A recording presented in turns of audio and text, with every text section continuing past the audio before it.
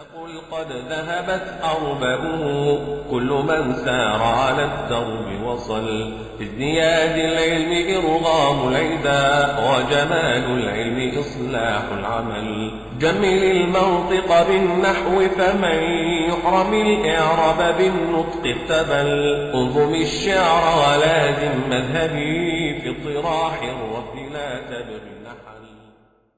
Assalamu alaikum wa rahmatullah. Welcome to our 7th episode today. We have with us Shu'aib and myself Asim, and we now have with us a renowned guest, an imam at the Lewisham Islamic Center, and that is Ustad Ashraf Dabous. And he has a very interesting story to say and to share with us all. He recently graduated from Madeenah University, and he has a passion for mindset, has a passion towards unity and the Seerah, and just generally the core aspects, the elements of jurisprudence, fiqh. And as you will see, as we discussed, he's going to merge hopefully all three of them together, bi'idhnillahi ta'ala, and you'll see a very interesting discussion stemming from those topics. So without further ado, I want to have a quick icebreaker with our guest, and obviously with Shu'aib as well. And obviously, we've just had the World Cup. The final was last Sunday. Commiserations. Yeah, mashallah, it was I think a lot of Muslims are watching it, shouting England as well when England were playing, and we just want to have an icebreaker in terms of what kind of reflections can we take from this, what kind of fawaid can we take. Obviously, Ustad, yourself. Start straight.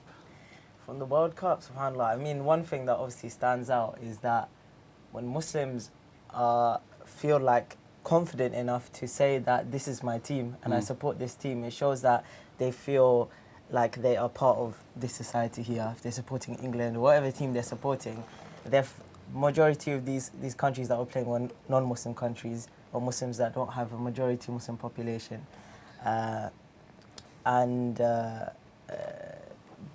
So you have Muslims within these countries and they feel connected to the country, and they're connected to that nationality.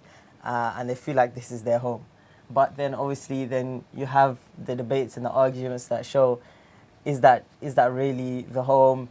Are you really part of this society? Are you treated as a second-class citizen? No matter how much you scream England, England, England, are you going to get treated like an English British person, or are you not? But I think, alhamdulillah, the benefits from that to see is that Muslims have started to develop in their mindset from maybe earlier. We didn't see ourselves much as part of this society, but now we're screaming the name of the team that are playing from our country. Yeah, I think football is ingrained in society, in the sense that, like, both in our jahiliyyah or just generally growing up as Muslims, we just have a huge affiliation. Generally, most people have a general affiliation with England football team, and they go ballistic and they go so passionate towards England, whether they're losing or whether they're winning. So it's very interesting to see that. And Ustad, do you have any reflections you'd like to share? Yeah, I think what you said, Shu'aib, is, there's some that I would agree with, some things I wouldn't agree with. Yeah. So, like you mentioned, that now we're starting to feel like we're a part of society. Yeah. And I think, can we ask the question, are we starting, or have we always felt that we're a part of society? Yeah. Because, you don't have to feel that you're a part of society. You don't have to agree with everything in society to be a part of society. And, the reality of our situation is, as young Muslims from the UK, being born here, bred here, or coming here from a young age, is that this is our society. We are British at the very least. And to support England for someone that's been born, raised here, cultured here, educated here, thinks English, speaks English, eats English, how can he not then support England in a sport that he is passionate about? For you to expect otherwise is not a natural thing. People have a natural affiliation to the land that they're from. And I believe that this is one of the things that has been inhibiting our progress in the UK and in the West. Yeah. Just generally speaking, or is it? No, like this kind of mentality that, we're going back home. Yeah. Like, where is back home? Yeah. This is our home. And, we need to be proactive in our home, establishing, ourselves as a productive part of society. And if you look at recently, you can see that this is possible. Yeah. So as an example, the new mayor of Sheffield, Yes. Majid. Yeah. You know, this is black Muslim immigrant. This is his origins. Yeah. You know, he came here at a young age. He's Muslim and he's also black. So this kind of shatters all of those preconceptions that you can't make it in British government, in British society, unless you're, you know, white, English. Who said that? This is a Sadiq Khan. Yani, agree with his policies or not. You know, agree with his approach or not. The fact that he became the mayor of London and he's an Asian individual, his father was a bus driver, he came from a working class background. This shows that, you know, progress can be made. And then obviously the question of sticking to your principles and your values, etc., comes up. But the thing is, if we don't have the mentality, if we don't have the confidence in ourselves, then how can we ever stand up for our values and our principles? You know, we need to stand up and say, I am British, and I am not going to allow values to be projected onto me. My values should be accepted as a part of the society because I'm a part of the society. And to do that, we have to be productive. You know, we have to show that we are a valuable member of society. And an example comes up with in football. I was told, I didn't watch the final, but I was told that Paul Pogba, he performed sujood, prostrated after winning the World Cup. So that's a clear, distinct show of Muslim identity. Playing for France, the team which banned the niqab. You know, and I believe it was 50% of the France squad are Muslim. 80% come from an immigrant background. African background. So, and they're going to be appreciated and they're going to be celebrated by the French people. And that is going to have an impact on the French mindset in the future. The French people are going, when they see, you know, an African person of African origin or a Muslim, and they remember Paul Pogba performing sujood after winning the World Cup, that's not going to have an impact on the, you know, and Paul Pogba now, if he stands up and says something about the niqab tomorrow, it's going to cause waves. Why? Because he achieved something in society. Likewise, Muhammad Salah. You know, there's this preconception here amongst us as young Muslims and coming from different backgrounds that a person, you know, that the English people are inherently racist. You know, that's unfair, unjust. Muhammad Salah, he had people singing about Allah subhanahu wa ta'ala, you know, in a pub. He had people singing, if he scores another few, I'm going to become a Muslim too. Like, look, you know, what did he do? Simply showing his Muslim identity and showing his akhlaq. Literally, that's it. And could you, I know obviously we shouldn't delve too much into the negative side, but could you say that a lot of Muslims, their perception of integrating or showing them that they're Muslim is skewed? So for example, they will happily criticize people that try to pursue that aspect of showing, you know, non-Muslims that we are Muslim and I believe this, and criticizing them but not doing anything themselves. Yeah, so this is the issue, you know, how, like being proactive.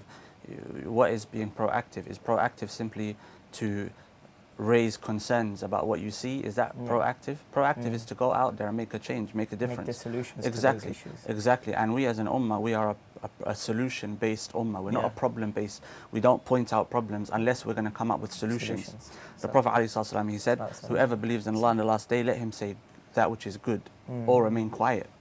So you know, it's we're not saying that you can't raise issues, point out problems.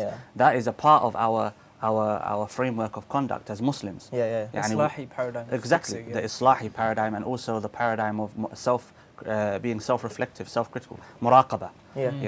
But the reason why a person engages in muraqabah is to come up with solutions for his own personal problems. Likewise, in society, we should be pointing out problems, yes, but in order to discuss the solutions, not simply to criticize, you know. And secondly as well, something which is very important, to understand human nature. We often expect from each other perfection. And this is not, you can't expect, you know, the ulama, they discuss the issue, can the anbiya make mistakes or not, you know. And if there's a discussion amongst anbiya and mistakes with the ulama, then what about those that are lesser than the anbiya by far? Of course we're going to have mistakes. you know, but we can't expect perfection from others. Yani people are trying to make a positive change, and Allah subhanahu wa ta'ala mentioned in the Quran that Allah is grateful for your endeavors. Allah subhanahu wa ta'ala doesn't tell us He's grateful for the outcome that we achieve. Allah subhanahu wa ta'ala praises us for the fact that we've tried. Yep. You know, the Prophet ﷺ mentioned many times about a person who performs hijrah, for example, and he dies before reaching his destination. The man that died on the way to the place where he was going to make tawbah, etc. It's the fact that you're making that endeavor, you're making that you know, you're trying, Yes. you put that foot on the path. Yeah. And then there's another side as well, like to, you know, try and be balanced. We have to discuss both sides. You know, there's the other side where they go to extreme in saying, yeah, we're British. Look at our British, you know, badge of honor on our chest. Yeah. No, we're not going to go out of our way. We're a part of the society. Could you say that's sort of like That- inferiority complex? Exactly. And Insecurity. both sides, I believe both sides, it comes from an issue of a lack of identity. Yeah. You know, identity crisis. You know, it's like this assumption that the more pro something or the more anti something you are, the more pro opposite of that particular thing. Yeah. So if I show that I'm anti, you know, English, that means I'm more pro Muslim. You know, and there's another issue as well. It's the cultural issues that we've, you know, cultural tendencies that we've inherited from our forefathers. Yeah. You know, from the previous generation, mixed with Islam. And this is, you know, this is unacceptable. Islam and culture. Islam is preserved by culture, but it's not dictated by culture. Yes. You know, Islam dictates what is acceptable and what's not acceptable within the boundaries of culture. You know, and so we as Muslims in the UK, we have culture. Our culture is similar to the culture of, and this is another issue. You know, when you negate English culture, you negate English identity. You're negating something which is a natural part of a person's identity. Of your being, you live in exactly. Yeah. How can a person be educated in a country but not Be affiliated part to of the that country? culture. Yeah, exactly. You know, when a person from the UK, when a person from East London or an Arab or, you know, an African, they go back to the land of their father, they don't associate to the people. Yeah, true. Maybe they're proud of that heritage, but they don't. You know, I had a very interesting discussion. I was on the way to the train station yesterday, and there was a shopkeeper. I went to get a bottle of water, and the shopkeeper was like, "Yeah, so my daughter's going to this university, and my son is going to this university, and I'm Sri Lankan." And he was okay. I had a discussion with him, and he was saying to me, "But I miss home. You know, London is nice, but it's not safe. It's not safe at certain times. But I miss home." I said to him, "But if you go home, they won't miss you. They'll treat you like someone else." And then he's like, "You know, you're right. They don't really want me there either."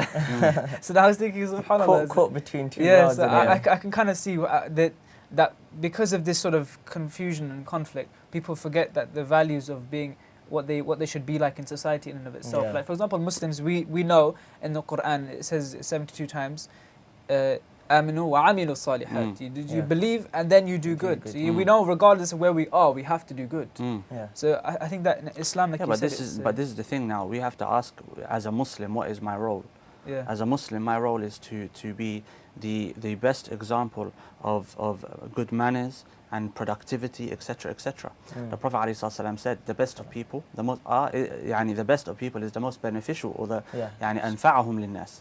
Those that are the best towards the people. Is that productivity then? Productivity, being productive, being a member of society that brings about change. You know, do you hear that often in imams? Do you hear that often in khutbahs, that we have to be productive?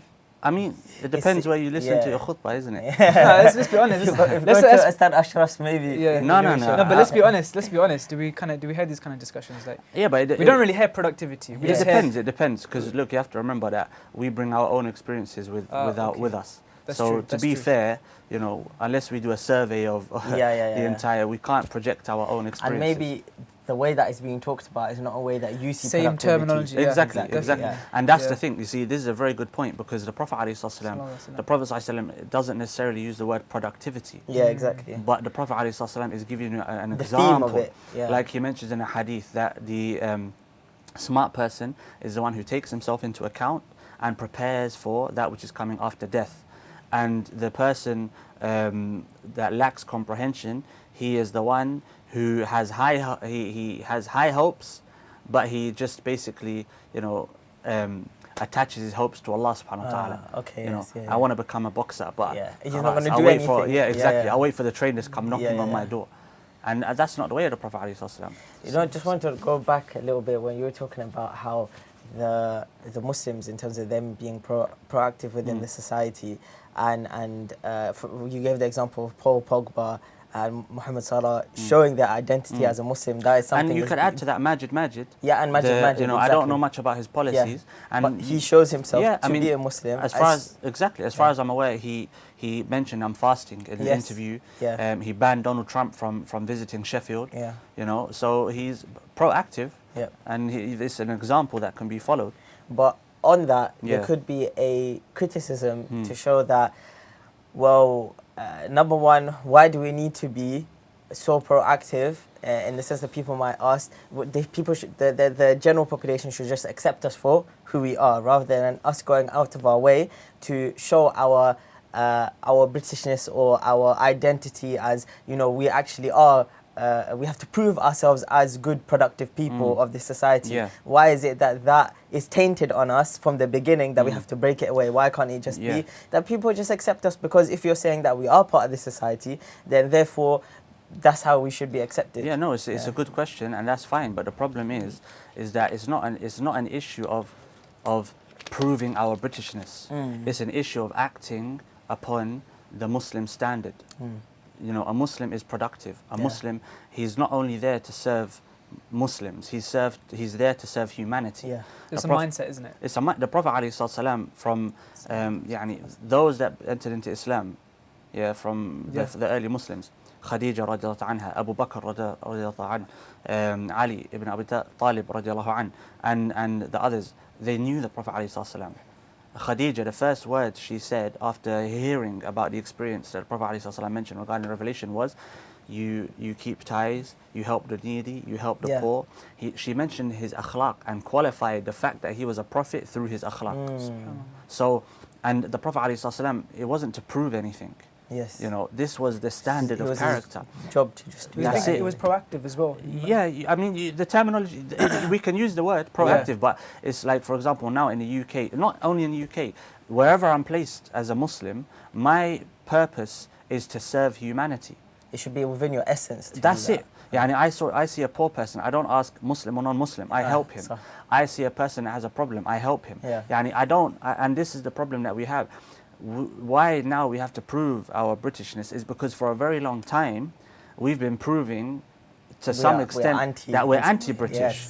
We're not showing the good side of Islam or the good side of our culture. If you look to societies today, we have to be honest. And it might be a bit controversial to say, but we have to be honest. We have taken the place of the individuals in society that are not living to the best of examples. And of course you can say they're a product of their circumstance, and I agree. If you put a young boy... Other factors included. Exactly. If you put a young boy into a council estate, forgive me, if you put a young boy into a council estate, etc., then it's going to fester. That's it.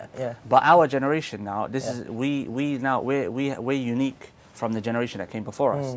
Because the generation that came before us, this was a new home for them. And they didn't have much choice on how they're going to be able to carry out certain things with those other economic factors and whatever. But we have more of a choice on how to carry these things out. And they didn't necessarily relate to the people so much. But we here now, we are from this country, and we have now individuals that are non-Muslim, previously now Muslim, and this, we have to see that we are here to serve humanity.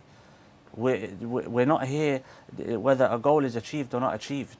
That's not the point. The point is that we're going to work our best towards being a benefit for mankind. That's a good point. So whether the goal is achieved or not achieved, in the sense that we might be saying that, okay, well, if you don't get to a certain stage within 5-10 years, everyone should leave or make hijrah or whatever.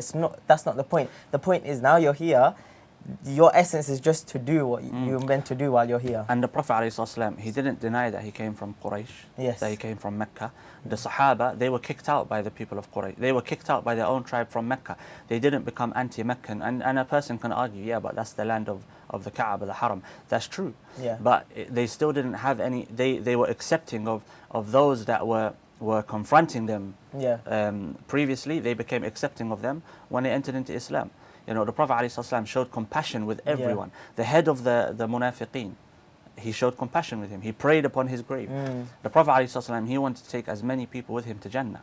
You know, but now we've made an issue of, you know, who's from Jannah and who's from Jahannam.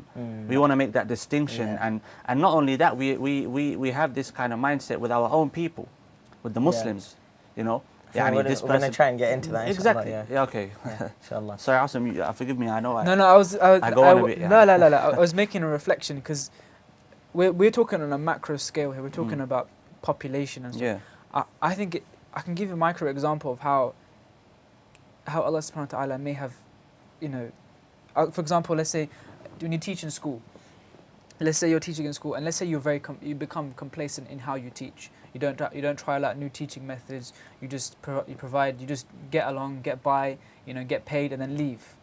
And then eventually Allah subhanahu wa ta'ala sends something in your life, some sort of difficulty that makes you question whether you should have put more effort in before. And so you put extra effort. You try out different areas. And you realize, for example, let's say in the madrasa your tajweed isn't very good, so you make sure you get tajweed training so you can teach those children properly. And what you've done is you've made an active change, and the organization now sees that, and the children now benefit from that.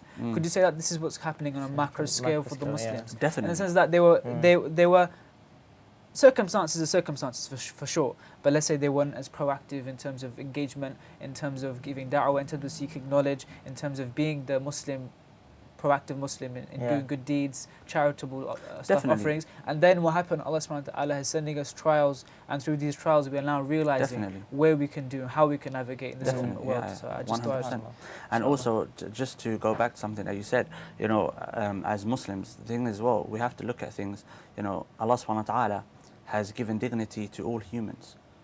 You know, Allah subhanahu wa ta'ala tells in the Quran that He has given dignity to humans. So we have to show that dignity to other humans. Whether they, we have to discuss issues as Muslims, yes, but also, as mankind. You know, the state of mankind, the state of humans. And if you look in history, especially in European history, change has always come about through ideas and discussions. You know, it's been like a change of philosophy, which kind of leads onto a change in society. Exactly. And the mindset of general people. Exactly. And this is an opportunity for us to show mankind what Islam is really about. There's another sort of philosophy to take on board rather than what we know now. Exactly. That's and we have to also understand the context that we're living in. You know, because UK, France, are they really being anti-Muslim, anti-Islam, or is it that they have a history of being anti-religious? You have to understand that. You know, there's a history of rebelling against religion in the West for a reason, because they were subjugated by religion for many centuries. So now this is a reaction to that. But we've come from as Muslims, we've come from a different background. You know, Islam and science, Islam and thought, Islam and philosophy, Islam and culture, Islam and art has always gone hand in hand. Islam and politics. Always gone hand in hand. But here it wasn't the case. So now what they're doing is they're projecting their previous understanding of religion onto Islam. Subhanallah, So we have to make sure that we don't fall into that narrative where we make it, religion versus, the state, the society. The state and society. No, we need to show them that these things they go hand in hand. You know.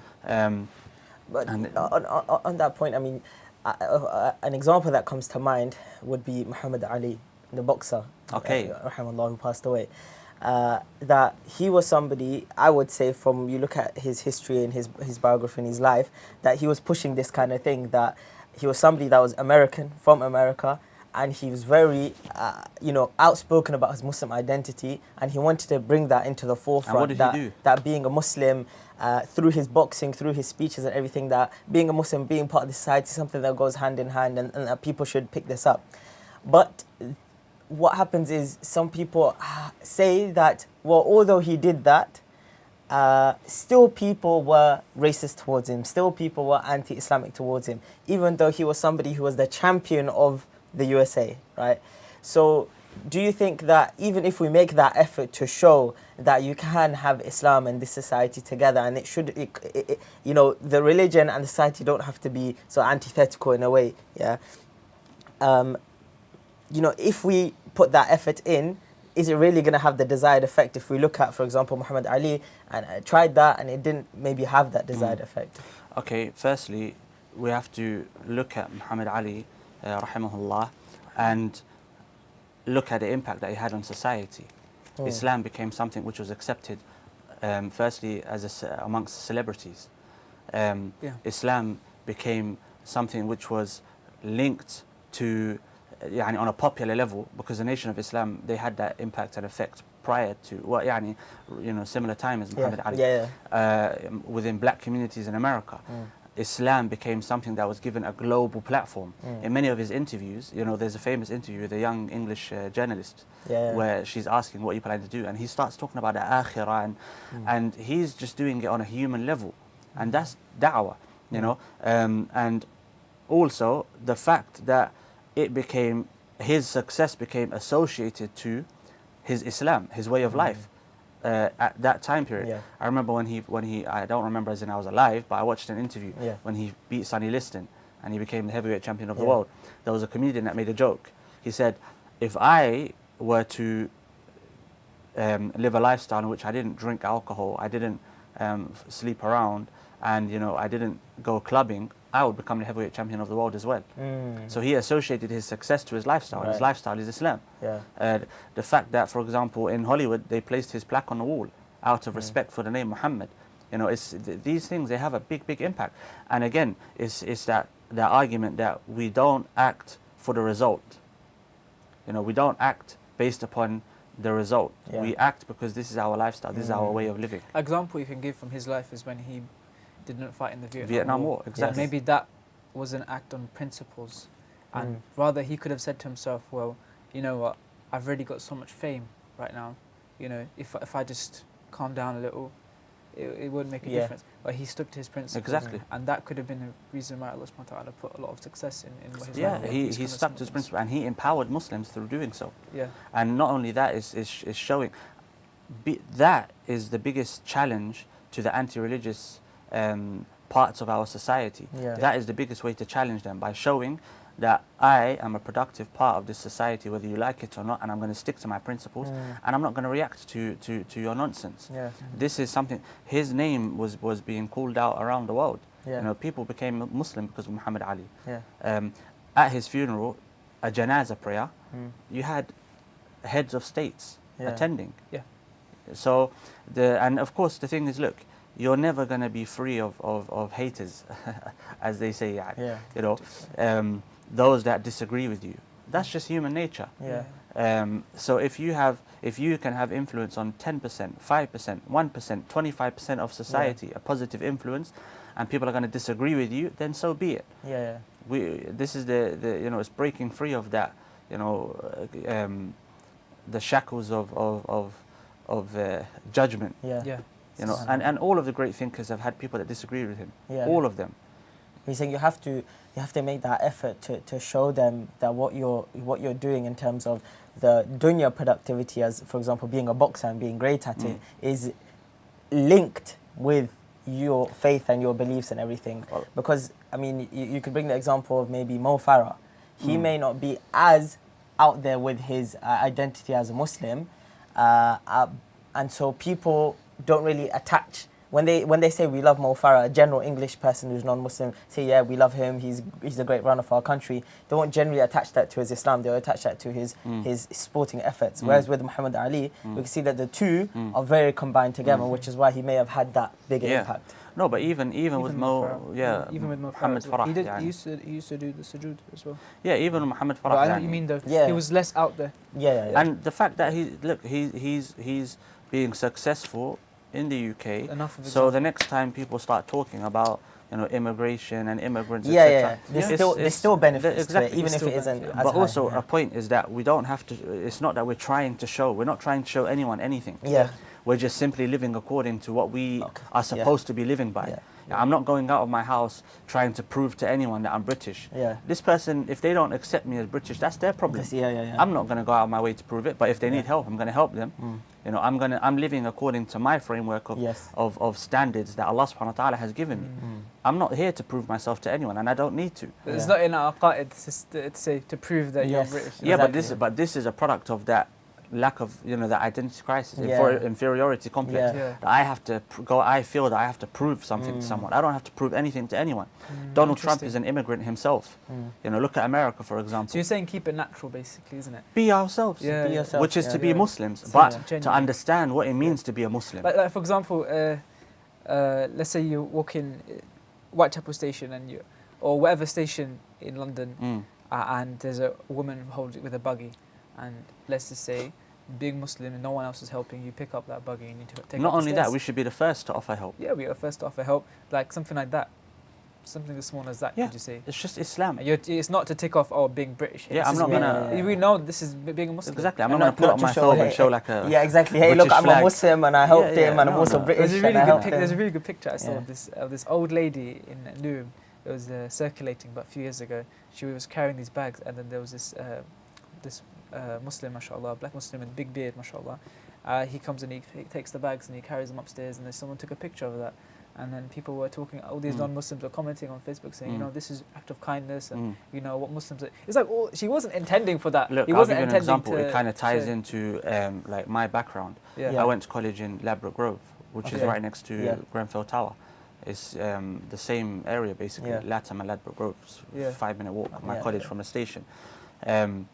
The Grenfell Tower issue, you had, you know, people speaking about, commenting on the kindness and the acts of the Muslims. You know, there was one particular lady, she said, these Muslim boys, they've been out here fasting and they're helping us all day. If it wasn't for the fact that they were fasting, perhaps there would have been more casualties. So it's, but they weren't doing anything other than trying to serve the people for the sake of Allah subhanahu wa ta'ala. They saw it as opportunity for khair. Yeah, it's not even exactly. But then there's also a criticism. Why do we have to wait for these big things? This should be our way of life. If we're saying that this is our essence, then it should just be like that. Exactly. The Prophet ﷺ, he would help the poor. You know, he would help the needy. The Prophet ﷺ used to visit the sick, Muslim or non-Muslim. The Prophet ﷺ stood for a person that was being carried to his grave, a Jewish man. You know, and the ulama will discuss the khilaf, why did he stand, etc., etc. But you know, there wasn't a distinction made. You can't, when you live in a society, you have to uphold your values with all. You know, you can't distinguish. And this is something that we also have to do. We have to be critical, self-critical of our cultures, and ask ourselves, what is it that is in line with the framework of conduct that Allah has given us, and what is not in line. Whatever is not in line, we leave it off.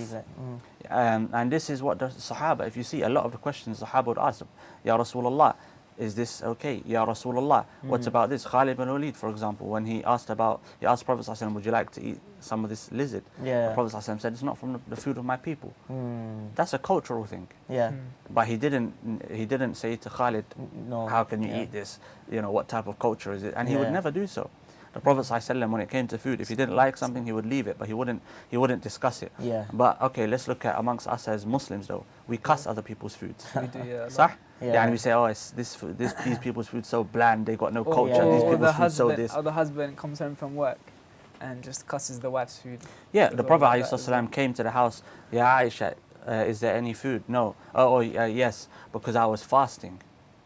You know, the Prophet ﷺ, what does that tell us? That if there was no food, the Prophet ﷺ would fast. That's true. He wouldn't, you know, say to his wife, oh, why is there no food, etc. And likewise, you can flip the argument. The Aisha anha, she said that there were many days without fire in our house, meaning there was no cooked food. So there was a lack of income, you could say. But they didn't complain to the Prophet ﷺ. Why? Because they were living for a different purpose. They were living for Allah subhanahu wa ta'ala's. So you basically, to summarize the discussion, is, okay, start off with the World Cup, but essentially it's about how our mindset and cultivating the right mindset, because regardless of wherever we are in the world. Because you can see the mindset from the way we react to situations. Definitely. Mind, like, you know, it's like those some individuals, they negate the study of philosophy. Philosophy is not for everyone. But philosophy dictates your actions. Yes. So if you're living in a Western society, if you're living in a capitalist society, the very least we should do is understand the philosophy Yes. behind capitalism. Yes, yes. The philosophy behind, it might seem irrelevant today, communism, but it's not, because there's a lot of, how did we get how did Europe arrive at this particular understanding in their thought? Yeah. Because thought dictates actions. Exactly. As the Prophet said. Even Imam Ghazali, rahimahullah, when during his time there was a huge influx of philosophy, Greek philosophy that was taking a lot of Muslims away from the core aspects of deen. Yeah. He actually made it a part of his madaris in the curriculum to discuss these things. Yeah. And I think that's something. Yeah, it was taught in those times. And Al-Ghazali rahimahullah himself, he mentions in Al-Ihya, he mentions that the reason the scholars actually studied philosophy was to protect the core system of belief of Islam. Yeah. So you can't, and it goes to another issue, contextualization. You have to contextualize things.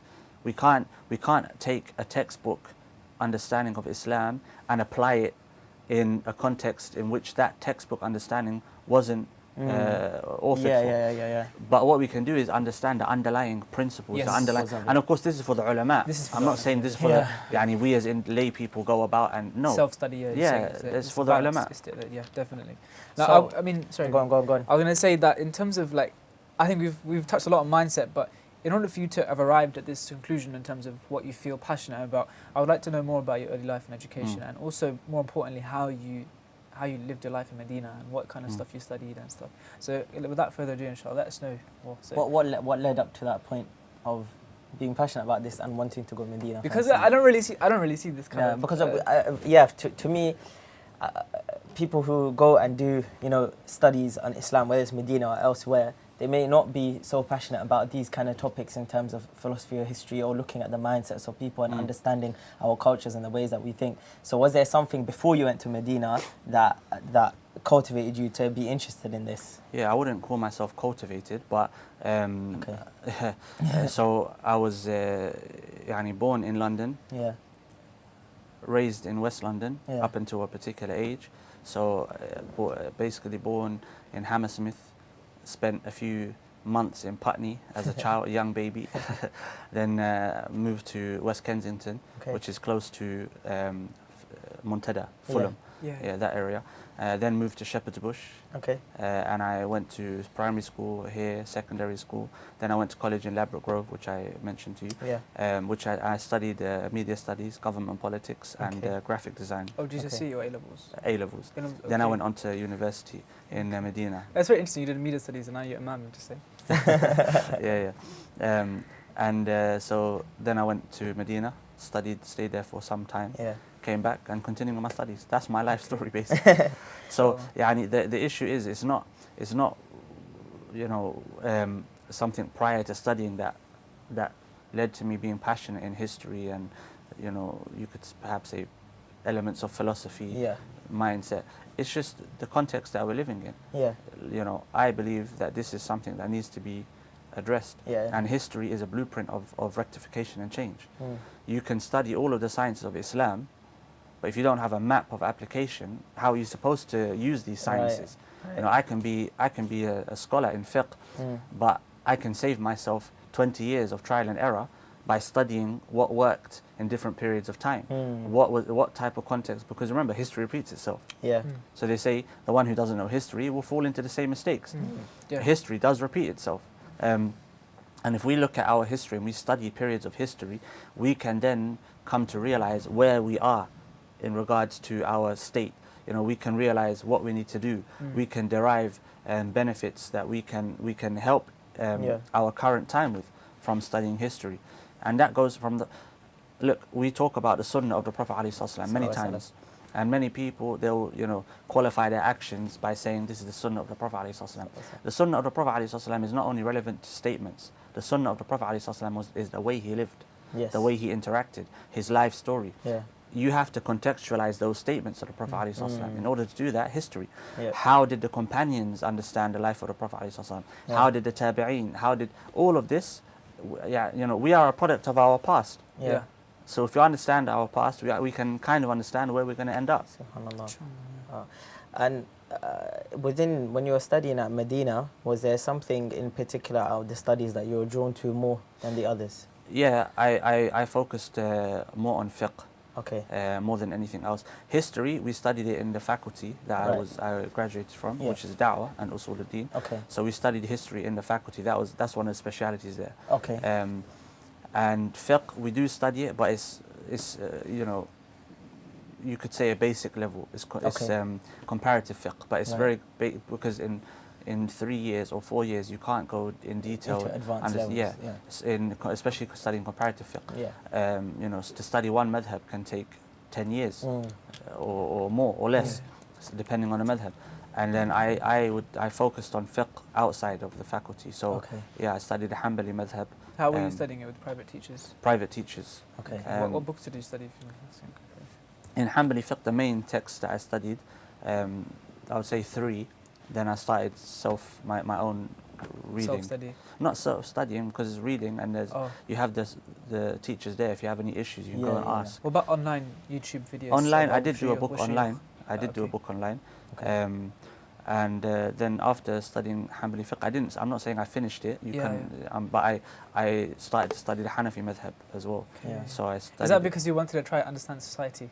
Because the To be majority honest, of UK is probably Hanafi. That's a reason, and to be also because I have a great level of respect, and you know, I've always been very interested in the Hanafi madhab. Okay. So I was studying the Hanafi madhab. You know, I made you could say an official switch to the Hanafi madhab from Hanbali madhab.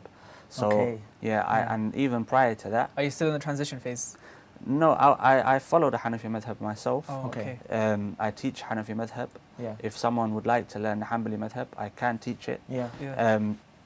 But the Hanafi madhab is a lot deeper than the Hanbali madhab. As in, you know, the Hanbali madhab was relevant to certain areas. So it's not as vast in regards to the amount of books and, you know, the works that have been done for the Hanbali madhab. Whereas the Hanafi madhab, because it's so widely applied, you know, in Central Asia, Southeast Asia, in Middle East, in parts of Africa, parts of Europe. Yeah. So you got like many different schools, a wide array of books. So much work has been put into the Hanafi madhab. In terms of also judges, qadis and rulers, they predominantly were from the Hanafi background. Exactly. So that and that's one of the benefits of the Hanafi madhab. For example, the Ottomans, they actually they applied the Hanafi madhab into a system of laws and codes for, you know, what would be considered modern government. Is it because of the logical deduction that they use as a part of their usul, the part of their the logical deduction that is relevant to all of the four madhabs, even the Hanbali madhab. They yani qiyas is one of the agreed upon evidences in usul. But the qiyas differs from madhab to madhab. Its application differs from madhab to madhab. But the Hanafi madhab is very deep, you know, and I really enjoy reading that. Because why? You can see the mind. You know, when you read some of the works of these ulama, and you say, subhanallah, how can a mind come up with such amazing work? And then it just takes you back to Allah subhanahu wa ta'ala. Yani that Allah subhanahu wa ta'ala created this mind, you know, and the mind is so powerful. There's a weak hadith that Allah subhanahu wa ta'ala created the mind and said to his angels, come and see my greatest creation. But when you think about it, the meaning seems to be, you know, true. I mean, what's greater in creation, the mind or the universe? You'd think the universe, wouldn't you? I would think the mind. No, but an outside. Yeah, exactly. But if you take 1 million individuals and place a vase with a flower in it in front of them and give them all a piece of paper and a pencil, they'll all come up with something individual. You know, individual in thought process, in perception, in you know, so and also usul al-fiqh, which is very relevant to some of the contemporary scholars. They refer to usul al-fiqh as the philosophy of Islam. And you could you know, say that to some extent. So usul al-fiqh as well, and that's, you know, even with studying a madhab, that's something which is very relevant, and this is what is needed to understand the underlying principles. So can you teach us some principles in usul al-qawaid that you have with you? I can't teach Any you'd like to share any qawaid that you have with you No, today? yani we were going to discuss like some qawaid which are relevant to, and it's not to discuss them, and I'm not on a level in which I can apply these qawaid. Of course. You know, this is studying is a long process. You know, it takes many years. And I'm not on a level where I can apply these qawaid. But as an example, you know, there's a qaida that they'll use, that the ruling is dependent upon the reasoning, the illah.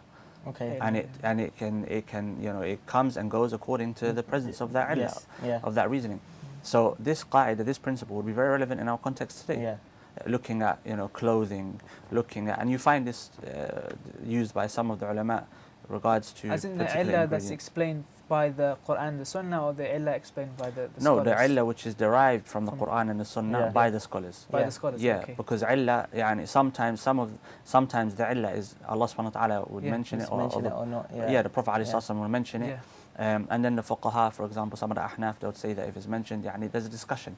Can you then use other yani, Yeah. illat or something? But, Sure. but then the issue now is, let's look at an example. So you have a particular issue here. Can you look at that issue with a black and white perspective? I mean, some people I can see straight away, they will throw all this out of the way, and they would say, oh, this is the Sunnah, there's a hadith over here, and then they'll name the hadith. Yeah. Okay, and perhaps they take it from a literal perspective, or Exactly. they just take it at face value. And now, is that the way of the fuqaha? No. Even before us, is that the way of the Sahaba of the Prophet ﷺ? Yani the Prophet, the fuqaha, the four Imams, Ibn Rajab al-Hanbali, rahimahullah, he mentions that the four madhabs preserved the understanding of the companions, just as the ulama of hadith preserved the chains of hadith. Yeah. So you have the preservation of the chains of the hadith, and you have the preservation of the understanding, the comprehension of the Yeah. hadith. And you have examples, and there's a famous example, I believe it was al-A'mash, one of the scholars of hadith, famous scholars of hadith, from the Imams of his time, and Al-Qadi Abu Yusuf informed him of a particular viewpoint based upon a hadith, and he asked him, where did you get this? He said, from the hadith that you narrated to us. And he said, subhanallah, yani, I was narrating this hadith before you were born. But I didn't have that comprehension that you came with, you know. So there's a distinction, and the early Muslims, they would distinguish between a narrator of hadith and a person who has comprehension and the ability to derive rulings from the hadith. And today we've kind of lost that. Yeah, and you'll find a person who'll mention a hadith and give a ruling, a literal interpretation, which is not the way of the These fuqaha. things, they require different skills, and it may not be that one person has all the skills. You may have to use 2-3 people to be able to come with the whole picture. And that's why the likes of Ibn Abbas, radiallahu ta'ala anh, he said, if you see a person who is quick in giving fatwa, know that this person is a jahil. He's an ignorant person. Could you also say in the Hanafi madhab, they take a lot of liking towards shura, mashwara, and they sit in councils and they talk about debate, masail, and they go to quite long depths. Yeah, I mean, that was the way of Imam Abu Hanifa, rahimahullah ta'ala. They call it Majlisu Abi Hanifa. Okay. That, yani, he had a circle of his students, and his students themselves were ulama. Yani, for example, you have Al-Qadi Abu Yusuf, he was learned in the science of hadith, amongst others. Zufar, rahimahullah, learned in the science of qiyas. There were those that were learned in the science of language, and Imam Abu Hanifa himself, he was learned in the science of hadith, qiyas, language.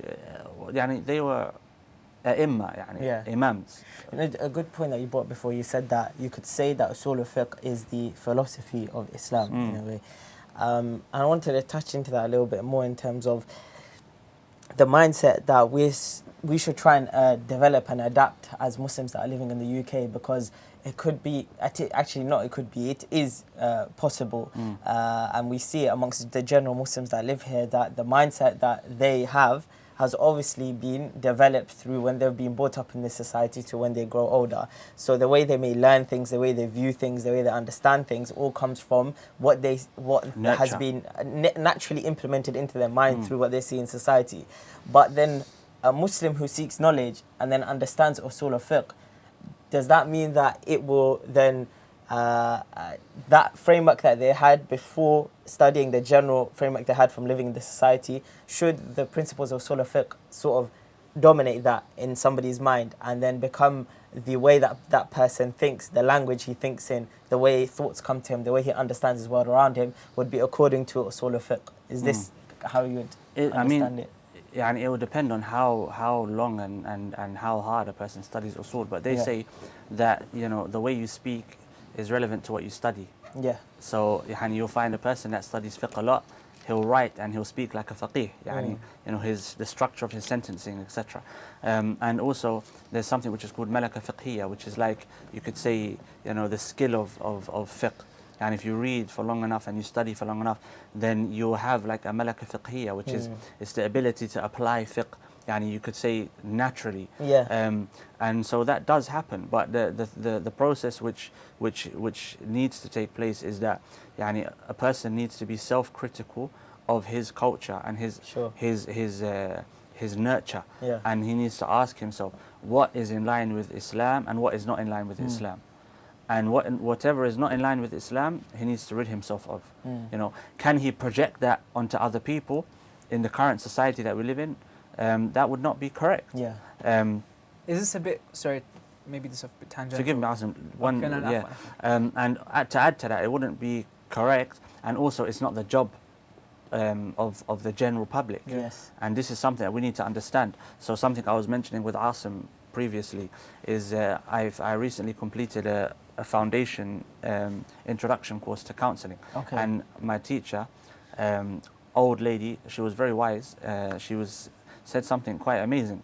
We had a exercise that we had to take part in, and she mentioned that this particular person is going to be giving you feedback from your group, but they won't be giving you in-depth feedback because they're not educated in the manner in which they should give feedback. They're still ignorant. They haven't learnt yet. And so this made me think, subhanallah, why is it that we as young Muslims, or as Muslims, as students of knowledge, why is it that we have this self-qualification to give feedback? Self-qualification. Yeah. Why is it that we believe that we have the right to give feedback and to talk about others and to talk in any other field that we feel that we should? Yeah.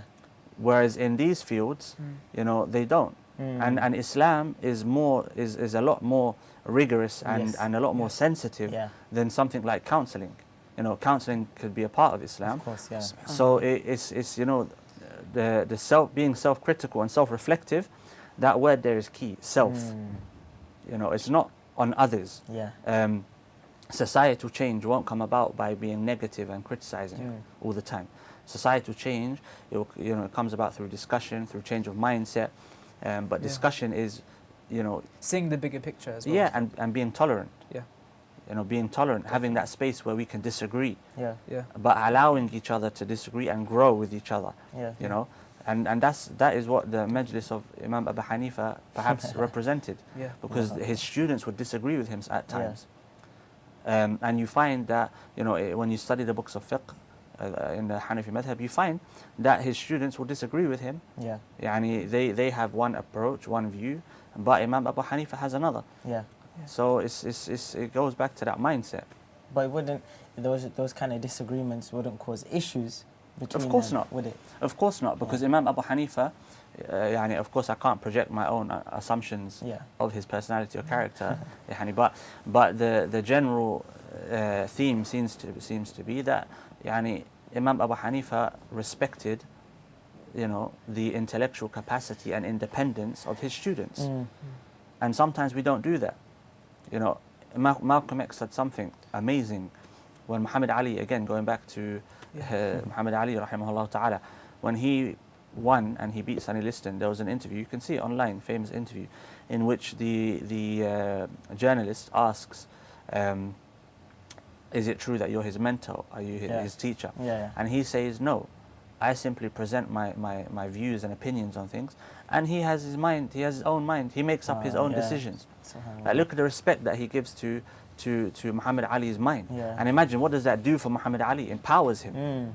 Makes him feel that he has the capacity. You don't monopolize. Exactly. For example, you don't say, this you take from me. Exactly. If you don't take from me. Exactly. And Islam came as a cure for that monopolization of the intellect. Islam came to rid mankind of that intellectual subjugation, spiritual subjugation, financial subjugation. When you turn to Allah subhanahu wa ta'ala, you're freeing yourself of everything other than Allah. It's interesting you say it in terms of intellectual subjugation, because I had recently a conversation with somebody who's a Muslim but is not exactly practicing, and I asked him what is his doubts about Islam, why he doesn't want to practice it further and actually implement it properly in his life. And he said one of the things is that he feels as if Islam does have intellectual subjugation, in the sense that he says that it seems like a philosophy which brainwashes people to think in only one direction and only in one way, and doesn't allow free thinking and free thought. And subhanAllah, once you learn like the history of the madhabs and how they understood things, you see that's not the case. There's one central theme to going towards Allah subhanahu wa ta'ala and taking the ummah with you. Yeah, that is the general theme behind it. But the routes and directions that are taken to do this, subhanAllah, can actually be thought about in many different intellectual ways. Yeah, but the problem is perhaps the people that are surrounding that individual. Yeah. You know, there's certain parts of our communities now, they kind of, you know, project that understanding of Islam, where, you know, if you're not a carbon copy of what I am, then you're not allowed to call yourself, you know, practicing, you know. And this is dangerous. Why? Because number one, it puts people off Islam. Yeah. Number two, it gives a misrepresentation of Islam publicly. Yeah. Misrepresentation. Yeah, and not only that, that's in fiqh. But then if we branch out a little bit, even in, like, for example, philosophy, controversial topic in our history. But yet you still find that the books of philosophers were being read by the ulama. Yeah. Even in Ibn al-Jawzi, rahimahullah, his works, he quotes Plato, Aristotle sometimes. Yeah. You know, it's not unusual for that. There's a Orientalist academic, I'm not sure if he's still alive, William Montgomery Watt. Okay. He has a book, I believe it's called The Influence of Islam Upon Medieval Europe. Right. Yeah. So he mentions that the first exposure to Aristotelian philosophy and logic in Europe was with the footnotes of Averroes, Ibn Rushd. Okay, Ibn Rushd. Yeah. A lot of Muslims preserve the Greek philosophy. No doubt. Translated it, isn't it? They translated it, Yeah, preserved, translated, and added to it. Refined it. Yeah, refined it. You know, rid it from its kufr and stuff like that. And even you know, the controversial figures that within our ummah that pushed forward that you know, like Ibn Rushd was a controversial figure himself. Fakhruddin al-Razi, you know, rahimahumullah, Ibn Sina, Avicenna. You find that their works here are still respected. But what type of environment did they live in? In order to had that space to author their works. Definitely. You know, there's I forgot his name now, but one of the most famous Jewish philosophers. He came from Andalus. Wow. It was during Ibn Hazm's time? Or was it? I believe it might have been during Ibn Hazm's time. I forgot his name now. But regardless, he had the space. You know, tolerance. Safe space, tolerance. There was tolerance there. You know, and it's not to say that we should be tolerant of everything and in our own personal space. No, you have your own personal preferences. You know, you have the right to disagree to something. I mean, before we end for the Dhuhr break, I will tell you a story that a few days ago I went to a training, and there was a training on education, religious education in schools, secular schools. Yeah. And this is a madrasa training, so we're going through what kind of stuff they discuss. And afterwards, I was, you know, networking with the teachers, respected teachers and students of knowledge, and they would ask me questions like, "Oh, so where are you studying?" and stuff like that. And obviously, I'm not from their background. I didn't go to their sort of background. And so one of the funny occasions I had was the student just looked at me and goes, "So you didn't study?" It's like he was trying. It was like a block in his brain, like something was stopping him from even thinking rationally. It was like, right. And then he was trying to understand how I became a teacher, and it was very interesting. But it opened up to me. I realized that this guy, bless him, he doesn't understand that there can be different ways you can get to become a madrasa teacher, or there are different ways of learning. Or it might be his opinion that he believes a madrasa teacher should come from a strictly, institutionalized religious background. Which he has the right to that opinion, and we can disagree. You know, like we can disagree with that. Definitely. But the thing is, akhi, it goes back to that. You know, we have this tendency to project our own experiences and you know, prejudices into the space of others, which is not correct. You know, and the Prophet ﷺ, look, the Prophet ﷺ, he was someone that would understand the situation of others. You know, and you don't have to agree with someone to understand them. Yeah. You know, Definitely. when you're trying to help someone, you have to understand where they are, and sometimes you have to meet them at their particular place. Yeah. You know, and the Prophet ﷺ, someone came to him, pray 3 times. You know, didn't say no. You can only, if you don't pray 5 times a day, you can't accept Islam. No, pray 3 times a day. You know, but the Prophet ﷺ knew that he would eventually go on to pray 5 times a day, meeting a person where they're at. Yeah. And so even with an individual, for example, he has this idea that Islam, you know, only presents one narrow-minded view of the world. Yeah. You know, meeting that person where they're at. Yeah. Sometimes tolerance leads to growth. Yeah. Fruitation. Yeah. Exactly. Yeah. You know, I don't want to be with someone that's going to force me to be like him. Yeah. I want to be with someone that's going to have discussions with me and help me to grow. Yeah. You know, And Do you think that's respects my my intellectual ability to be able to do that. Exactly. But it's human nature to want to feel respected and appreciated. So, you know, and this is what Islam promotes. Okay. We've talked a lot about. We talked Qawaid, we talked about Hanafi Fiqh, talked about a bit of history there. I can kind of see that you're pushing a lot towards mindset, and as Muslims living in Britain, how we can adopt a beneficial mindset and fulfilling Islam in a holistic way. But carrying on in terms of your Qawaid, do you have any other more principles that we could benefit from and internalize? Yeah, just examples. The thing is, with the Qawaid, of course, they're to be used as tools by the ulama. But just examples, so I just wanted to put some out there, just as examples. So, for example, there was a principle I was looking at the other day. The fuqaha, they mentioned that etiquettes, manners, are defined by the urf, which is the customs of the people. So something might be deemed permissible generally. The original state of something is that it's permissible within Islam, but due to the customs of a land, it can become disliked. Due to the fact that it's disliked in the customs of that land, it can be deemed so according to Islam. And so this actually, it shows the fluidity of Islam, that Islam can be applied in multiple environments, different environments at the same time, without losing the core principles and makeup of what Islam is. So here, for example, in the UK, in the West, an issue that we were discussing previously prior to recording, the issue of manners. You know, how sometimes we find when we speak about manners, sometimes as Muslims we'll say, but that's not from Islam. Yeah. You know, like please and thank you, that's not from Islam. Yeah. But it's from the customs of the people. And Islam generally promotes good manners. That is Islamic. To have good manners is Islamic. Yeah. Anything which is deemed good can be deemed good within Islam, as long as it doesn't go against the principle. Would you say, like a little bit on the other side, is that sometimes you have, for example, maybe some students who go abroad to study abroad, whether it's Medina or elsewhere, they may pick up certain mannerisms from their teachers and things like that, and they come back, and when they're teaching or they're interacting with students when they're teaching back in the UK, those kind of mannerisms may come out.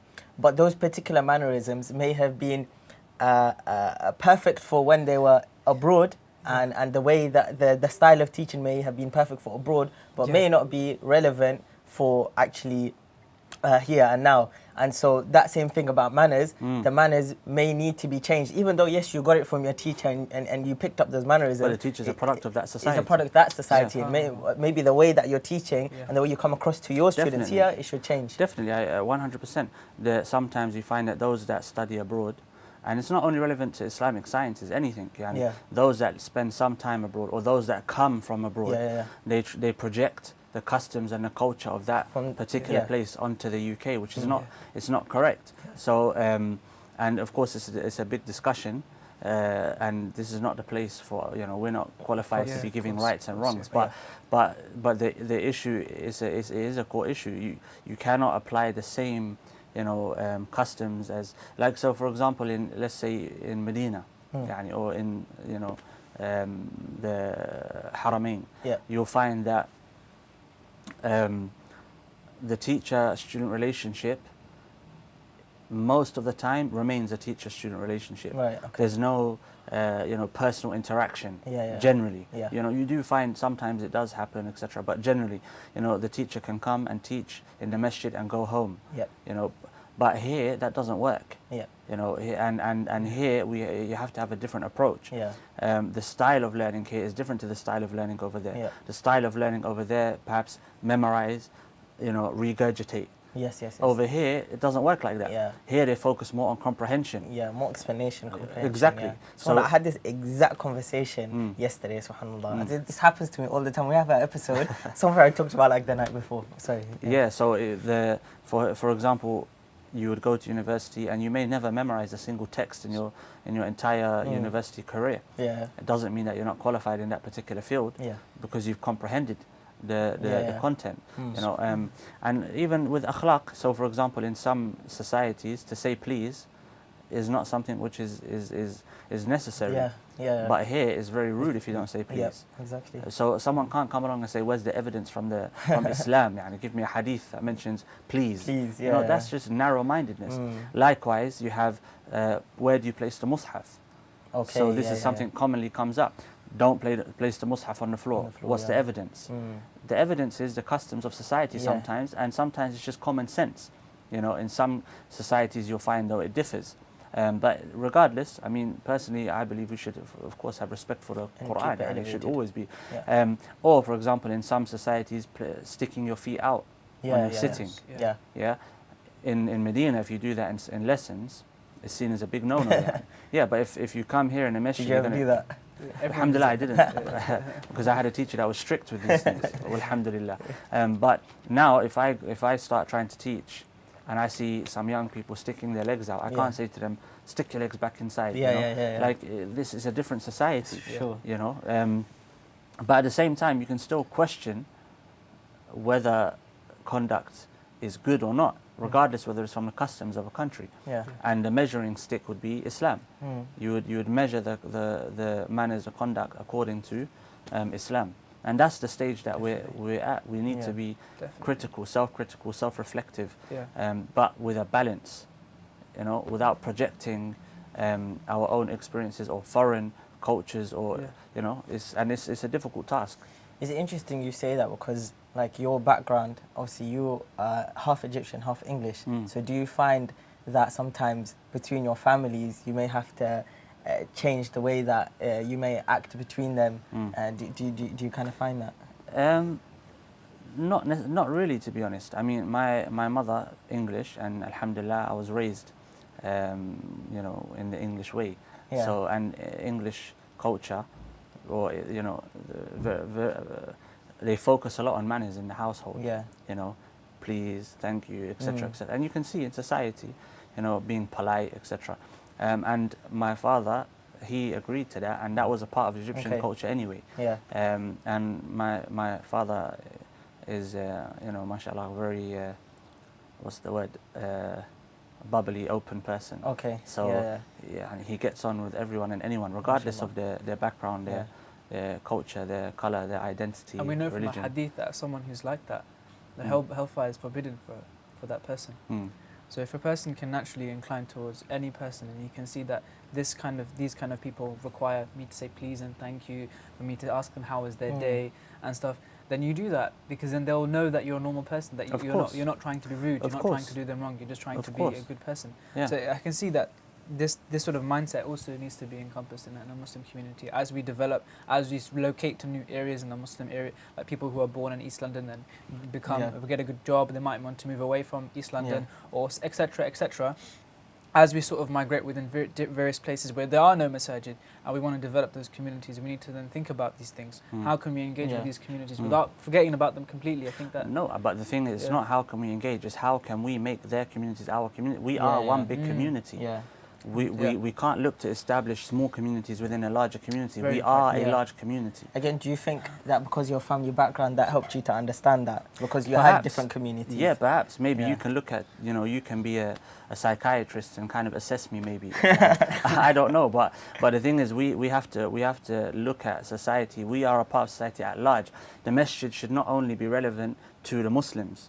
It should be relevant. It should be a safe space, an open place for Muslims and non-Muslims. The community. The community. It should be a non-Muslim should know. Look, an experience that I had in Lewisham, a young lady came and she was crying and she asked to see the Imam. Yeah. So I was there at the time. Yeah. I went out to speak to her and she said, my children have just been taken away by social services. Oh, wow. And I'm, you know, very distraught and distressed and etc. etc. And, you know, I know that I just need to turn to God. And I know that you people, you're good people. And I see the way you treat each other outside. That's what draws me to this place. I want to become Muslim. Wow. Because, and my friends, whenever they come around, they always ask me, can I have a safe, clean place just to pray? You know, they don't impose themselves. It's just, can I have a clean place to pray? You know? And she said, I always see you, whenever I walk past the mosque, they were, you know, obviously a masjid, yani. I don't like using the term mosque. I don't know why. Is it that affiliation to mosquito? Is that even true? Allahu A'lam. I heard that as well. Yeah, What? I never heard this before. yeah, but anyway, so she was saying that, you know, you're always hugging each other, you seem united, you know, you seem that you're together, and that's what draws her to Islam. But if we're only going to be stuck within ourselves, and we only show that to ourselves rather than everyone else. Exactly, and even like you can see it sometimes. You meet a Muslim, you know, Assalamu alaikum, how are you, akhi? Where are you from? They mention the same country as you. MashaAllah, and the lights, they come on in the eyes, you know. So it's like even then, and maybe that's a natural thing, no doubt, that's going to be natural. But the thing is, that can't be the way that we deal with Muslims in a wider community. So you kind of touched upon unity with that, in the sense that we unify as a humanity, but then we follow the Islamic principles, and then whatever happens, happens, isn't it? The Prophet ﷺ, he was sent to who? Humanity. Rahmatan lil alameen. A mercy for the entirety of mankind. Yes. Yani other prophets were sent to their people. But the Prophet ﷺ was sent. What did Rabi' ibn Amr say when they were standing on the doorstep of the Persian Empire? Said, Allah subhanahu wa ta'ala has sent us to take whomever so chooses from the narrowness of the dunya to the vastness of the akhirah. From the injustice of all ideologies to the justice of Islam. Allah has sent us. And this is the mindset of the Muslim. Sent us to who? To mankind. You know, we are here to give this beautiful thing that we have in our lives to not, look, Islam is not exclusive. And we shouldn't make it exclusive. And is it fair that there are people out there suffering? You know, people out there on the verge of killing themselves, people out there suffering from all sorts of mental problems, health problems, you know, loneliness, etc. And we're not there to help them. Yani Allah subhanahu wa ta'ala sent Islam to mankind. And if we don't do what we're supposed to be doing, Allah will replace us. Simple. And it's not a choice that we have. No, this is our responsibility. And would you say it's complacency as well? Of course, complacency. And also what you said, something very important. You know, I forget the exact thing that you said, but you were referring to getting good jobs. So education. You know, these types of discussions, they require a level of maturity. And education provides that level of maturity. You know, education, higher education, is not only about career path. It's also about developing the ability to think, to be critical, to be tolerant of other views, to get into the places that matter. You know, like for example, you're doing your economics and public policies. So imagine the impact you can have in these fields. Economics, especially today, developing an economic system that is in line with Islam, not some sort of, you know, wishy-washy. Wishy-washy, or some sort of emulation of another system with a title Islamic on the top. You know, and public policy, I'm not too sure. I mean, what you would be studying in that. It's politics mainly. So no, you're right with that, because when I embarked on the studies, one thing that I said to myself is that I'm going to sit down and write a document to myself, outlining what benefit I can have from this degree, and what kind of mindsets. I wrote a document on mindsets from economics, and how you can develop analytical thinking, how you can develop isti'dad in terms of looking at both sides, analyzing data to see whether data is not all data is good. Some data is, you can get a lot out of data. Falsify, you can also validate. And it's good to understand the multifaceted approach towards ideas and Yes. solutions and stuff. So I can see what you mean by that. So it's just that we need to put ourselves in these positions with good grounding and good intentions, and we can work together in terms of unifying in that way, of course. Yeah. So definitely. Yeah, and unity, going back to the issue of unity, unity, so when we're working for society as a society, but then you have unity of the Muslims, and unity of the Muslims is a key issue today. Yeah. And unity of Islam requires tolerance. Yeah. And this, if you look at the fuqaha, fiqh itself, it teaches us to be tolerant. It teaches us to be tolerant. And anyone that studies usul al-fiqh will realize that it's not simply Quran and Sunnah, it's perception. Yes. It's understanding. Yeah. It's context, Yeah. actions of companions. There's so much that goes into it. And then you look at the works that have been produced by the Muslims of the past, the ulama of the past, and you look at the disparity between some of those works, the differences, the complete opposite ends of understanding, but yet they all came from the same ummah, and sometimes from the same time period. Yeah. And you find that another issue we have is lack of contextualization, number one. Number two, some of these texts being read by those that don't have the ability to contextualize. Right. The printing press is a good thing, but it's also brought about an age where anyone can read anything. Which is not necessarily a good thing. These texts were authored and put down for ulama and students, for scholars and their students. Prior to the printing press, in order for you to get a copy of a book, you would have to go to the person, or go to a person who has a copy, and hand write it out, or have a scribe write it out. And this would be done in the circles of the ulama, not the circles of lay persons. People, And you even find that some of these great ulama, they will mention that these discussions regarding theology and disputations within the realm of theology, they should be left to the ulama. They're not for the general public. And you also find every single time the ummah has faced a challenge, we've become united. And if you look at even the differences in theology, go back to the time of... So, I had a point on the previous point that you said that these books and things they were for the ulama and the students, and then you said in terms of printing presses made it so widely available now, and I see that with a lot of young Muslims that are coming up and trying to practice their religion, then nowadays you see, for example, a friend used this term, but they said DIY mujtahids, in the sense that they think that, okay, because the books are there for me, I can read them myself and derive the rulings or the benefits, etc. for myself. And this is why the schools of thought existed. And exist.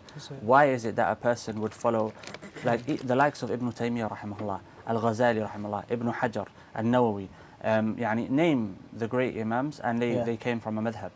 The reason why is because that madhab provides you with a safe space for you to carry out your journey. And it provides you with the tools along the way, so that when you reach that level in which you can give rulings, you have reached it with a balanced approach. But today, we've shut that down, and so we've opened the door to anyone that can say alif ba ta, he can get up and start talking about Islam, and that's wrong. And we have to, rectify that understanding. But again, going back to the issue of disputations and differences in theology, if you look, when the differences in theology, they started to come about in which time period?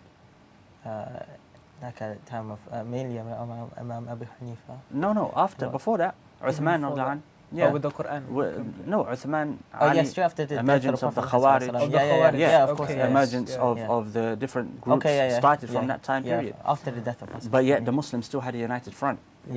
Even with their disputes, their in-house disputes, they still had a united front. What do you mean with the Khawarij? What do you mean by that? Because they weren't really united with the Khawarij. No, they weren't united, but the ummah on a larger scale were united. Like they were, so if I understand correctly, you're saying that within the Muslims there would have been debates, discussions and disagreements. But on the face of the Muslims, there was general unity across core principles and matters that could be put across to society. This is who the Muslims are. And today we have certain, statements that are put out there. We cannot unite unless we unite upon everything which is correct. But has that ever even happened in our history, except for the time of the Prophet ﷺ, Abu Bakr radiallahu anhu, and Umar radiallahu anhu. From that period onwards, we've always had differences. In theology and in fiqh, and differences in culture. You know, So and what would you say is the fine line between sort of having that front of unity and also still trying to debate and discuss between the theological sort of stances? that the debates are left to the ulama Yeah. and left to the people of thought and understanding and comprehension. Yeah. And everything else, يعني we unite upon. Okay. You know, if you look to the statement al-Dhahabi rahimahullah, he mentions in the biography of Abu al-Hasan al-Ash'ari rahimahullah, he says, I came across, and I'm paraphrasing, and he says, I came across a statement that amazed me. He said that all of the disputes that we have been engaging in, they're all just disputes in the way of saying the same thing. Yani semantics, basically. Right. Yeah.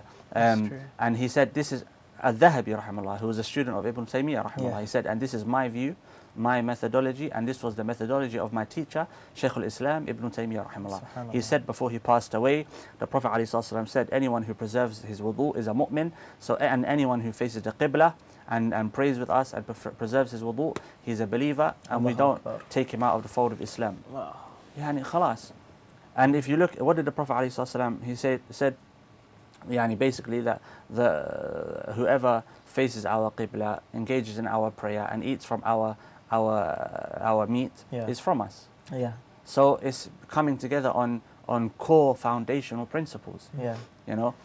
So for the lay people, you hear like generally this kind of talks coming out in certain circles that if you think this person is deviant or is it from a different sect or whatever in Islam, then as lay people even we shouldn't touch them and sit with them and interact with them or anything.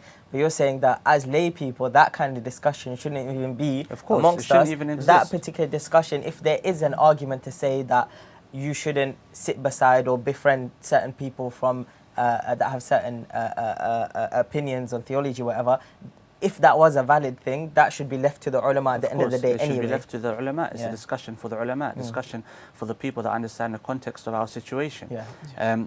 And secondly, why is it that we as lay people are having these discussions? It's a misunderstanding of these issues in the first place. Also, there's devoid of context. Like, for example, from that dark side, I used to hear things like, I don't want to bring any controversy, but they would say, for example, like... No names, okay. No. In the UK, this is a fatwa from Saudi Arabia or from elsewhere, they would say, you cannot sit with an Ash'ari, for example, and Athari is saying this. But then reality is in the UK, all the ulama, majority of the ulama, if you want to fiqh, Hanafi fiqh from, they're Ash'ari or the Maturidi. You can't just, you're going to struggle to find...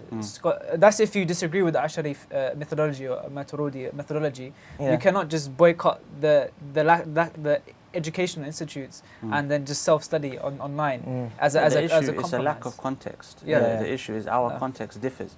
We're not in a context, for example, you find maybe perhaps in a certain land they will disagree with a certain theology. I say certain because I don't want to put names. Because in every land you're going to have different inclinations and different schools that are followed. But you find this is like you could say a human nature to an extent. To what's the word? Point fingers at those that they disagree with. So you'll find this done in Saudi Arabia, in India, Bangladesh, Pakistan, North Africa, and the thing is, maybe that can be deemed okay in those lands, perhaps. Perhaps. Those lands is different. That's a discussion for their ulama. It may even be that the general makeup of the society allows for that fatwa to be there, because you're generally gonna have only maybe a certain percentage of society that follow that particular thing. So for example, for example, India, if you have a particular school of thought that's followed, and then you have a small group that comes to and tries to counter that, it's going to be counterproductive, and it's going to cause conflict and issues, and now is not the time for that. Likewise in Saudi Arabia, likewise in North Africa. So that's for their scholars to discuss. But as for our context is different. We are in a context in which there are a difference of understandings, there are a difference of theologies, there are a differences of approach. So for us to simply negate all of that is to live in a bubble. We don't live in a bubble. You step outside of your door every day, there are people you're going to interact with that differ with you. And you can, if this is how we're going to be with Muslims, then what about non-Muslims? Secondly, let's throw into the discussion the fact that these Muslims, they all agree upon the belief in Allah subhanahu wa ta'ala. Yeah. That's their essence. Like non-Muslims, they don't have belief in Allah. So should we not focus our energy on those that don't believe in Allah rather than focusing on those that do believe in Allah, even if we disagree in that, in how they exactly in the intricacies of their belief. Definitely. So and unity is one of a lack of unity is one of the hurdles that we currently face in the road of progression that we Allah want to subhanahu wa ta'ala tread. says in Surah Al-Iman, وَاعْتَصِمُوا بِحَبْلِ اللَّهِ جَمِيعًا, that hold tight all of you together towards the rope of Allah. And we know from the Quran and we know from the Sunnah that although it may not be constantly talking about unity, although there is lots of evidences for that, we know we just have to keep united. Yes. And I think that let's look at statistics. Like for example, in the ONS census 2011, the Muslims make up less than 5%. And if you look at the specific, 76% of where the Muslims reside in the UK is inner city conurbations. We live in the inner city areas, so we lived in clumped spaces. So anyone who tries to avoid the fact that we live in a bubble, they can't. It's the reality. We live in bubbles. Yeah, before talking about those clumped pockets of society that we live in, that exists in the mind. We're ghettoized in our areas, but we're also ghettoized in the mind. We've created a ghetto in our mind for which we live in. True. And this is it goes back to the mindset. Look, if you look at history, you find throughout history there has always been disputes and discussions and disagreements, even in theology. Has existed, but the ummah has still been together as a collective, united upon its core goals. Are you saying in history? You're saying in history? And for example, if you look at all of the periods of the Abbasiyya, the Umayyad, the Abbasiyya, the Uthmaniyya, they've always been. There's always been this, and you'll find even amongst the leaders. Would you say they've always been united though? I wouldn't say that. United that's what I'm saying, on a general front. On a general. On a general front. Like Muslims and stuff. The issues of this unity have come from politics. Yes. They've been issues of politics. Yes. And sometimes we have to realize that politics, sometimes issues of religion are used by politicians for their political agendas. Yes, so we have to be more wary, and this goes back to understanding the larger frame of things. Things are not black and white. You read a book, you go outside your house, you apply it. It doesn't work like that. If that was the case, what is the point in scholarship? Why does it take 20, 30, 40 years? And sometimes the people, they'll quote contemporary scholars, and they'll try to emulate the methodology of those contemporary scholars. But what they miss out is the fact that that scholar took 40, 50 years to get to where he was. You're just starting in your path. So how can you try to be like that person? And Al-Ghazali mentions this. He says, from wisdom is to look at a person that you appreciate, to look at how he started, not where he is, and emulate him from the beginning, not from the end, so that you can reach the place that he reached. Exactly, It's like a person going into the gym and he sees someone pushing 200k, and you just start to do on a bench 200. press. He's going to break his back, his chest, and he'll never be able to enter a gym again. It's very easy to do that when you go abroad, and then you come back, and then someone's like, "Oh, you've been abroad." Oh, Of course. They glamour. Obviously, you've done a lot more. These people that have studied abroad, they've done so much more, and they've had that safe space, that time, tarbiyah, all the stuff like that. But then they're expected to do things that are beyond their job role. They're expected to do things that are beyond their, and some of them play into that narrative, and they start quoting scholars and saying this is what you should do. Being beyond their ability. You said job role, but I don't think that anything should be put beyond a person's ability. We can progress and work towards that. Walk towards it. And anyone that goes abroad to study, I respect them highly, because I know through my own personal experience that it's not easy. It's difficult. We see it as, and anyone that wants to go abroad, they have to realize that it's not something you don't just simply go abroad and start sitting with the teachers and scholars and everything is lovely and easy and cozy. No, it's very difficult. There's financial difficulties, psychological difficulties, physical difficulties. There's so much that goes into it.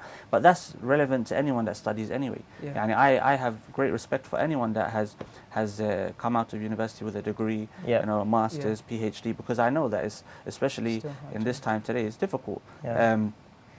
But unity as well, we have to realize, is that in the topic and the discussion of unity, we have to have tolerance. So there are going to be different views. Of course. And we have to listen to them and take them on board.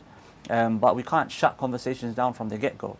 And this is it's a form of, you could say, religious blackmail. Yeah. You know, that if you don't confine to yourself to my viewpoint, then you're not worthy. I think there's I don't want to go into too much because I have no like facts or evidence behind this, but it seems like there's something more psychological behind this in the way that people come with this kind of approach. But I don't know. It's not that you're addressing it from this perspective. I think it's nice that people can see that we are trying to understand the psyche behind it. Yeah, but I'm not a psychologist. So the thing is, look, there's an issue. We have to look at things like you were saying, Yani, as an economist, inshallah. Look at things from a larger holistic viewing point. So there's the issue of mindset, but there's also the issue of sincerity. No one can deny the sincerity of another person, you know. And just because we disagree with them, it doesn't mean that we're putting them down or belittling them or looking down upon them. Or, no, someone can disagree with me, and that's about that maturity, having the maturity to have a discussion. Is a big word. Maturity to accept that there's a different opinion. Maturity to accept that, you know, this is a discussion beyond me. You know, and that's what education is. A discussion beyond the confinements of social media.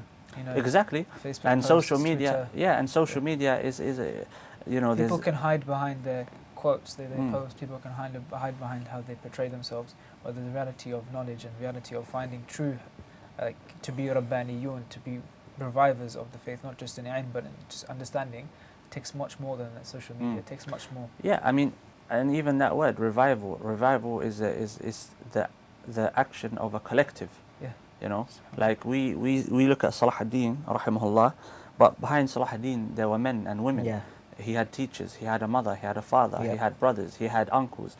You know, he had people that listened, people that discussed, people that advised. You know, there was institutions of learning, there was a society.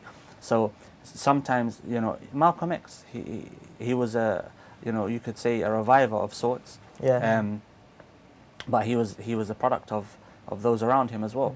So revival is a collective action, and you know, discussing things, that's one of the ways to do it. That's one of the Surah Al-Asr comes to mind when you say that as well, because within every ayah is talking about and this and to bringing things together in terms of the believers are doing these particular things together.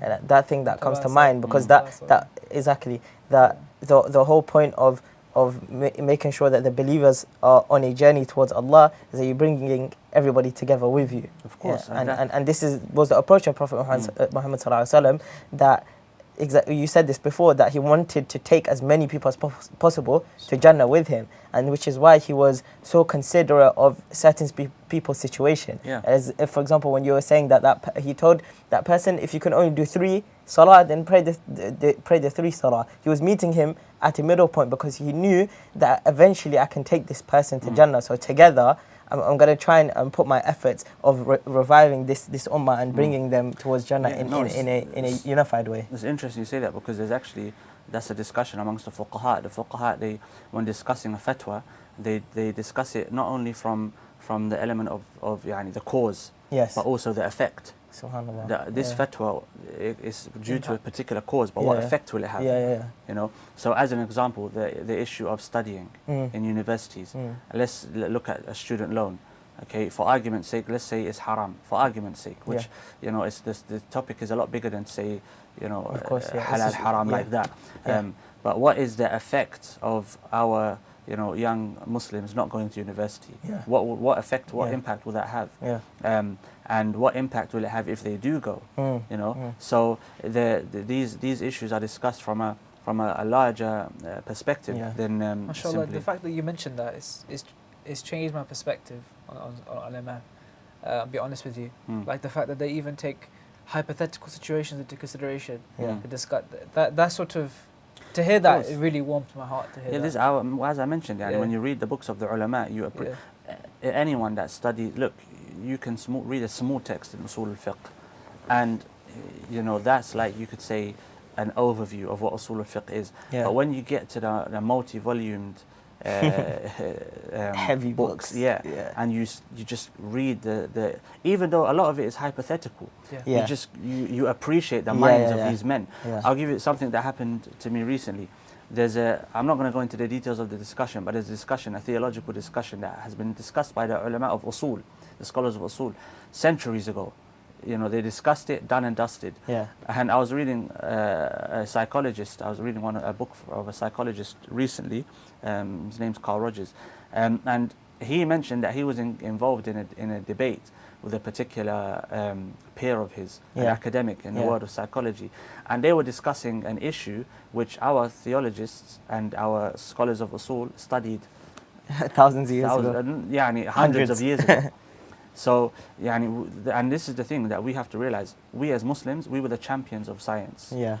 It is our heritage. We are an ummah of knowledge. Yeah. And the Western society today took a lot from us. Benefited. Yeah, and they will admit this themselves. So we should realize this and realize that we can be, again, the champions of science, the champions of culture, the champions of the mind, the champions of productivity. We just have to get back in touch with what makes us Muslim. And we are an ummah, a nation of iqra, read, in the name of Allah subhanahu wa ta'ala. I think with try that, and wrap up there. I think we should wrap up with that, inshallah. I think that was a beautiful way to end it. Yeah. In terms of the kind of mindset that we should have towards just life in general and how we can be in society. A lot was discussed, alhamdulillah. I couldn't believe we crammed that much in. I genuinely couldn't believe. I have a look. 1, 2, 3, 4, 5 points, and I'm sure we covered more than 12. Something like that. Something like that. Alhamdulillah. So I ask Allah subhanahu wa ta'ala to preserve our guest speaker and to preserve our wonderful producer and team behind this project. The sisters. Just a word about the producer, mashallah. I think 20 years, in media, videography, editing. That's an inspiration for Muslims today. And it goes back to the issue of the collective.